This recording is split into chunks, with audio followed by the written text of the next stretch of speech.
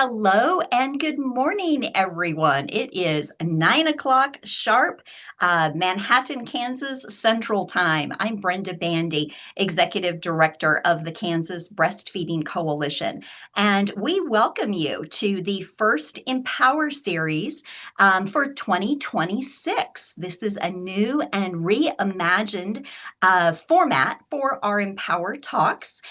This year, we are going to be meeting monthly, but for 30 minutes. And our goal with these emPOWER talks is to empower you in all that you do to support breastfeeding families and to give you a little snippet or a little taste of two important topics that you can then dive into deeper between our talks. So we want to introduce new researchers to you, maybe some new folks in Kansas, and some new topics. I also want to introduce you to the Kansas Breastfeeding Coalition team. And we have I feel like it's a band, but I'm introducing Amy Trollinger, and she is our tech and communications person. And we have Carmen Valverde is our programs coordinator. And Carmen will be monitoring the chat and shouting out if there are any questions. Because of the format, we won't have time for live questions, but please drop your questions in, and then we can get those to the speakers and address those in the follow-up email that will be coming later with the resources. So welcome to the first emPOWER Talk of 2026. It is my pleasure. We're going to go ahead and get started with our first speaker of the new year. It is my pleasure to introduce Dr. Melissa Bartick. She is an assistant professor in medicine at Harvard Medical School, has numerous publications on breastfeeding in peer-reviewed journals. She served on the board of directors of the U.S. Breastfeeding Committee, which is where I think we first met, or somewhere in the halls of the USBC meetings. She also served on the board of the Academy of Breastfeeding Medicine, where she has co-authored many of their clinical protocols, including she's a co-author on the most recent maternity practices protocol. And for relevance for what we're going to be talking about here in the next few minutes, she's a co-author of the 2020 bed sharing and breastfeeding protocol. She's also an avid sailor, and I had the pleasure of sailing the Charles River with Melissa Bartick. So welcome, Melissa. We are so excited to have you. How are things in Boston? Things are good, a little snowy. I just wanted to say I'm not on the board of ABM currently. I was several years ago. Yes, thank So you. Thank you for clarifying. I know that everybody wants to have you on their boards. So you have served a lot of time on boards, and we're so grateful that you're taking some time this morning to talk to us about infant sleep. I know this is something that you have thought a lot about for a long time. And one of the questions I think that comes up in breastfeeding lactation conversations is, why is infant sleep, like where the baby sleeps, so important to breastfeeding moms?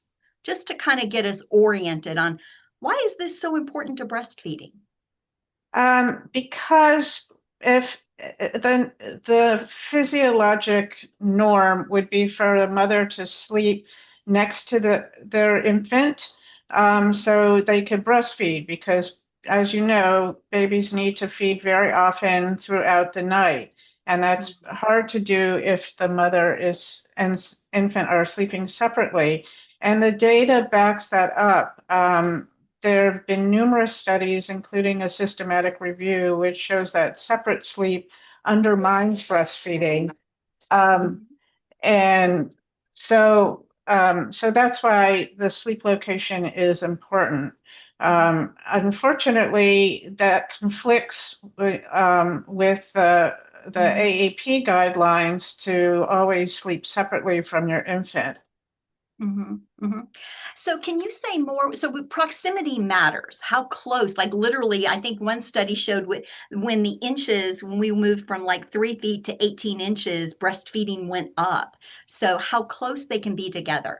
The AAP now recommends room sharing, where the infant for the first year should be in the parent's room. So we're getting closer. But can you say, I know that a lot of people are concerned. About having the child in the adult bed. You and I were talking earlier about how there are often other confounding factors, other risk factors at play. And I know that the protocol that you've put out in the ABM put out in 2020 had a list of risk factors to help families really minimize that risk. Can you talk about what are some of the other risk factors and how can families reduce their risk if they do have their child in bed with them? Okay, so just to say that almost all deaths that occur in the setting of Mm-hmm. shared sleep or sleeping with the infant have some risk factor. And the reason I don't say bed sharing, but I say shared sleep is because one of those risk factors is sleeping on a sofa or a Mm-hmm. couch with the infant. So that is a very high risk. And a lot of times people don't think of sofa sharing as bed sharing Mm-hmm. because it's not a bed.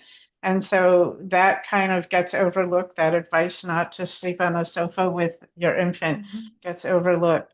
The other things that increase risk are if the infant was preterm or low birth weight, if there was any smoke exposure, either during pregnancy or currently, both of those have been shown to increase risk.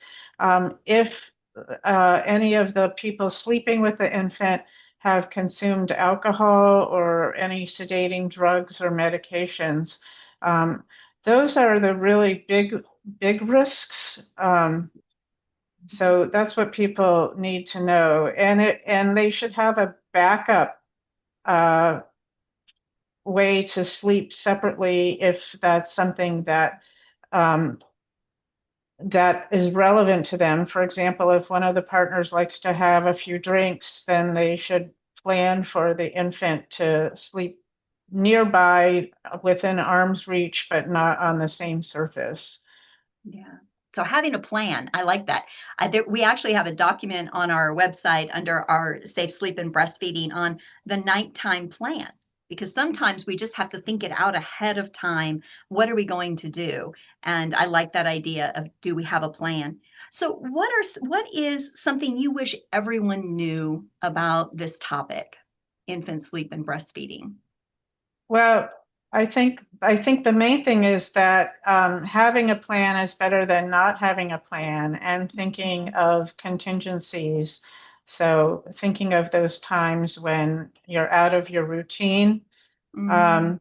um, because unintentional bed sharing is very high risk compared to routine bed Mhm. sharing, which has been shown to not have any increased risk Mhm. in a couple of studies where that's been examined. So I think the main thing to know is how to minimize these risks and have a plan. Mhm. Because bed sharing happens, it's even if you don't want it to happen, people fall asleep while they're feeding or caring for the infant Mhm. if they're tired. So you should have a plan, and one of those part of that plan should be making your bed as safe as possible um, Mhm. for those times when you are sleeping with the infant, even if that wasn't your intention.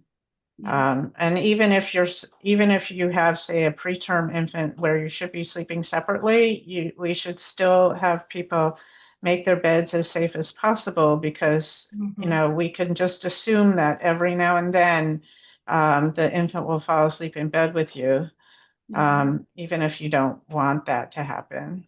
Yeah. I really like your framing of having a plan and making it as safe as possible. This idea of safer sleep has come up, I know, in many discussions, just that reducing risk because life happens. So I'm curious, I know that one of the breaking news, I'm going to let you share. What's coming down the pike? What can we expect maybe by the end of this year from the ABM on this topic? So ABM is in the process of updating our breastfeeding and bed sharing clinical protocol. Mhm. And it's going to be pretty different than the previous one. Mhm. One thing that is going to be more prominent I think in general is that we start to think about safer sleep instead of safe sleep, Mhm. for a couple of reasons. And one is that you can never fully eliminate all risks. And if you have safe sleep, it divides it into this rigid dichotomy of safe and unsafe. But really, a parent could do everything they're advised, and you could still have a tragedy. So Mhm. it's more appropriate to talk about safer sleep, Mhm. um, because also life happens, and the best thing to do is really just harm reduction and minimizing risks. Yeah. And so it's going to be the ABM protocol is going to look different. And this idea that it's an emphasis on reducing risk. What are one of the tools? I think you've already talked about how we talk to parents. So one of the tools I think that's coming out of that is going to be related to how we talk to parents about this subject. Can you give us a glimpse into what some of that content might be, or what you've learned around how do we talk to parents about this really complex subject?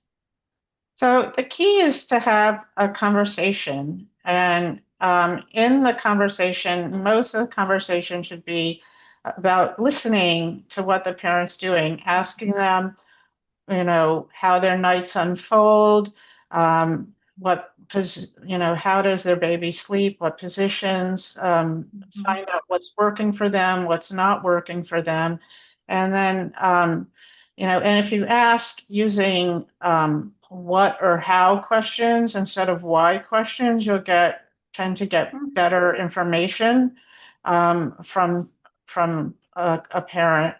mhm, And so um, then you can ask them if you can share permission to have permission to share some information or give them your viewpoint, and then you could mhm, discuss the evidence, but just tailor it to what is specific to their situation.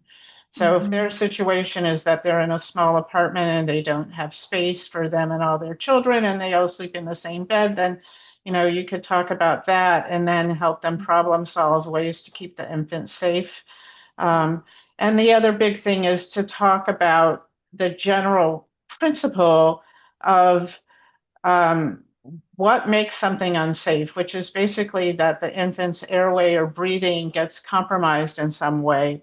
And so if they have this general gist that, hey, I want to look at how I keep my baby's breathing safe, mhm, then that's going to be easier for them to figure out what to do and to remember things you talk about. So instead of just giving people a list of recommendations that don't have context, like put your baby in a crib, put your baby on your back, don't drink, don't smoke, don't do this, don't do that. If they have the general gist, then any recommendations will make more sense. So there's a thing called gists, not lists. So mhm, where you're just trying to get them to understand the basic concept, and then from that they can sort of problem solve and figure out things to do. Wow. I wrote that down. Just not lists. I love that. That Yeah. is, yeah, that is, and this takes time to have a conversation. I imagine is going to be taking a bit more time for that. Well, it's exciting to hear that we're going to have some new tools coming out, hopefully by the end of the year, on this, like I said, really complex subject. So, in closing, in the last minute or so that we have together, what are some of the aha moments that you've dove into the research, you've done the research, you've looked at huge data sets when it's come to matching breastfeeding with infant deaths. What have been some of the things that you've taken away from your research? So I think the biggest aha moment was realizing that bed sharing is a confounder to all this data about risk. So we know that the risk of death is less um, for breastfed infants, but you have to think about, is it the milk or is it the actions that occur with breastfeeding? And since it's very common for breastfeeding mothers to bed share, it could be that some of the lower risk has to do with bed sharing, Hmm. assuming there are no other hazardous circumstances. So, because there are some protective aspects of bed sharing, like the mother is closer, the sleep cycles are in sync, the mother can Hmm. respond to any infant distress. The infant sleeps and the mother both get a lighter sleep. So if there's anything going, part of SIDS is that we think the baby's less arousable, and also the mother's less arousable too if you're sleeping Hmm. separately. So those are some ways that bed sharing can be protective. And so we really don't know when we say the risk is lower. Um, and for breastfeeding, we don't know that it's the milk or the behaviors with bed sharing or Hmm. both. So we really have to think Interesting. about that. Interesting. Sounds like a new research project for you or someone listening to dive into this. So, just to kind of underscore what you're saying is I know that we're seeing an increase in exclusive pumping families. Moms that are exclusively pumping and never putting the infant to the breast, but the infant's getting her milk. Do we know anything about the protective factor for that dyad of exclusive pumpers and reduced risk of SIDS? We don't know anything. None of the data has been Mm. done on disaggregating pumped milk from breastfeeding. All the data Mhm. has been done on breastfeeding. So when the AAP says human milk feeding should be recommended to reduce sleep-related death, that's actually not accurate because we have no data on human milk feeding. Mm. We only have data on breastfeeding. Mhm. And, it's entirely possible that people who feed human milk in a bottle, are adopting similar behaviors to formula feeding moms where, the position might be in an unsafe position in the bed, Yeah. on a pillow, things like that, that make it easier to feed a bottle than, Mhm. rather than the infant down by the breast. So Yeah. we really don't know. We don't know. Okay. I mean, all we could Yeah. do is, recommend the best position in bed, which is the Mhm. infant down below across the breast, even if you're Yeah. not breastfeeding. Right. This is thank you for that nuanced distinction between human milk feeding and breastfeeding. They're not the same, and we don't have the research.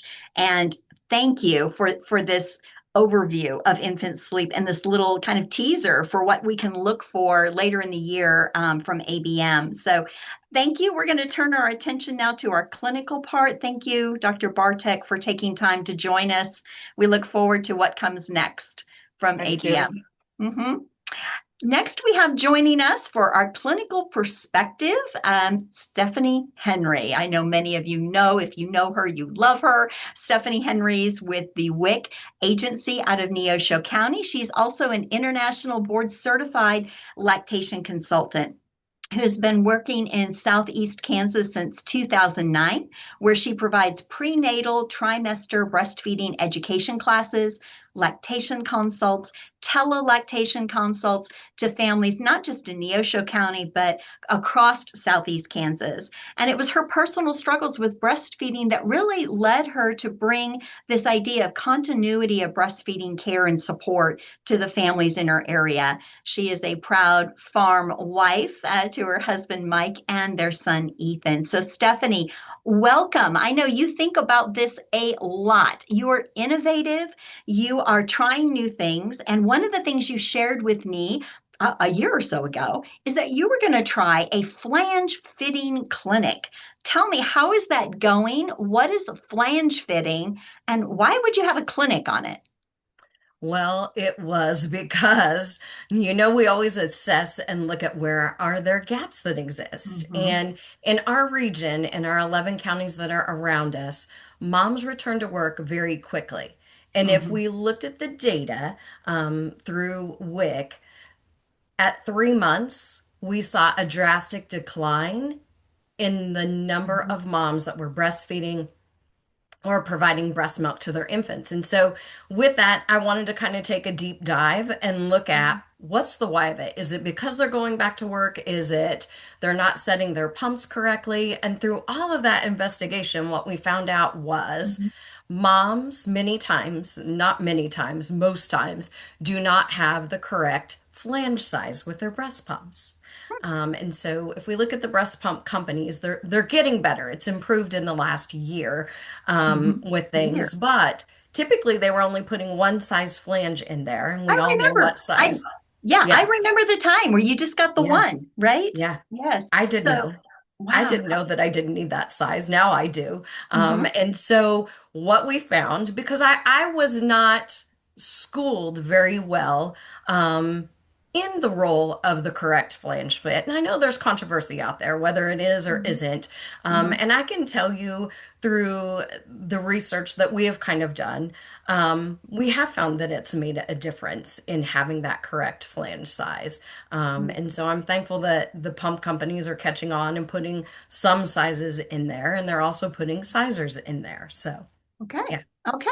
So the pump companies are getting on board. This Mhm. is the thing now. We're talking about it, but people are still confused. So how do you help families make sense of, okay, I've got my pump, I've got all these flanges now, I got Mhm. this little measuring thing. What do I do now? So how do you Yeah. help them with that next step? In our trimester classes, we did it even earlier. We used to not really kind of talk about it till that third trimester, but I find that we need to implement that in that second trimester, starting Mm, early with preparing them. The breast is going to go through changes after delivery the first month. And so we actually have them or speak to them about coming back in every 4 to 6 weeks, or if they notice after delivery they've went back to work, their supply has kind of gone down, call us and reach out, and we need to probably resize you. mhm. And what moms start out with within that first 2 weeks is completely different than where they're at 6 weeks. Really? Yeah, which is really interesting. And then I find the further along in the journey, that also adjusts and changes. So it's that education piece that needs to take Mhm. place in that, Yeah. which we've kind of implemented, and it's still evolving. Yeah. It's fascinating to me. You know how I am, Brenda, with the data. So, I know. I know. So, yeah. So, please share. What is the data that you have mhm, collected from this increased attention to the proper flange fit size? What have been some of the mhm. outcomes that you've seen from this? Well, we know I'm a crier. And so, one mom that just stands out in particular, and it's probably the reason that I feel so passionate and driven with it. She was a mom that Mhm. was struggling. She had came into the clinic and said, you know, I'm only pumping like 1.5 ounces and it's not meeting his needs and demands. What do I need to do? Um, and so we flange fitted her. She was one of the very early on ones. That very next day, she pumped 5 ounces. And so, can you No. imagine how elated she was and the confidence that she felt with that? And she continued to a year. Actually, it was beyond a year. Oh. With providing some breast milk for that baby. And so you look at just one person, and you know how I am, I'm getting a little choked up. Mhm. One person, if you impact and change that life, you've changed that baby's health and that mama's health. And so Yes. it's just so important to have that piece in. And, you know, I always play with the fact that is the difference the flange fit? Is the difference Mhm. because we're seeing them more often and we're Mhm. opening up conversations for what they perceive as a low milk supply? Mhm. Um, or is it both? Right. I feel like it's a combination of both. I Yeah. see them a lot and I build a relationship with them, and we do that in our clinic. That's Right. and Yeah. I know every clinic is like that, but Yeah. it is that trust piece that we're building in with Mhm. that flange fit with it. But they themselves are seeing, wow, I really am changing sizes, and they immediately know if it's slipping down, we need to change out some duck bills, maybe, Yeah. or we need to again readjust that flange size. So. Wow. So it sounds, I'm with you. I suspect it's both. It is Mhm. both the technical fix of the correct flange size and the personal human encouragement. I mean, I think about how you empowered this mom to realize that she does, in fact, have what she needs for her baby. And that's going to transcend flange fitting, right? It's going to transcend all of that. So Yes. that is amazing. What about moms that don't have a Stephanie Henry that they can go and see and call? And I know that there are Mhm. 40 some other people on this call that also Mhm. are like you providing these services. And yet we know there's not enough of you. So many moms are doing this alone. They got their pump and they got their box. And what would you say to help those moms who aren't able to have that personal connection to someone and they're doing it alone? How would Well, they do a number flange fit? Yeah, I think that number one, there's a lot of great resources out on the internet Okay. that have videos that they can look to see how do Hmm. I actually do a proper flange fit and how am I going to Okay. know? And we know this. There are so many variables. They might size a certain size, but it's just like shoes. They fit Hmm. differently. And so we talk to them as well about how that flange insert should feel. Right. Should not feel like a tight shoe that's on there because that can rub a blister, whether that is their Love nipple it. or the back of their foot. So, but I think there's great resources that are out there Okay. that if they did not have someone that they could go to.